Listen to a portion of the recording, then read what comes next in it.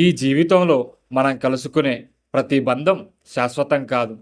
కొంతమంది వస్తారు, కొంతమంది వెళ్ళిపోతారు, కొంతమంది మనతో నవ్వుతారు, ఇంకొంతమంది మనల్ని మర్చిపోతారు. కానీ ఈ మార్పుల మధ్య ఒకటి మాత్రం మన చేతుల్లోనే ఉంటుంది. అదే మనశ్శాంతి. ఎవరో దూరమయ్యారని, ఎవరో మనల్ని అర్థం చేసుకోలేదని మన హృదయాన్ని బాధతో నింపడం ఎందుకు? వాళ్ళు మర్చిపోవచ్చు, పరిస్థితులు మారిపోవచ్చు. కానీ మన మనసు మాత్రం మనకే చెందింది.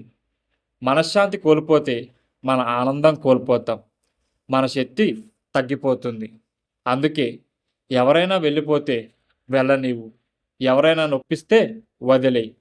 కానీ నీ మనసును మాత్రం కాపాడుకో. ఎందుకంటే ఈ ప్రపంచంలో నిజంగా నీతో చివరి వరకు ఉండేది నీ మనశ్శాంతి మాత్రమే.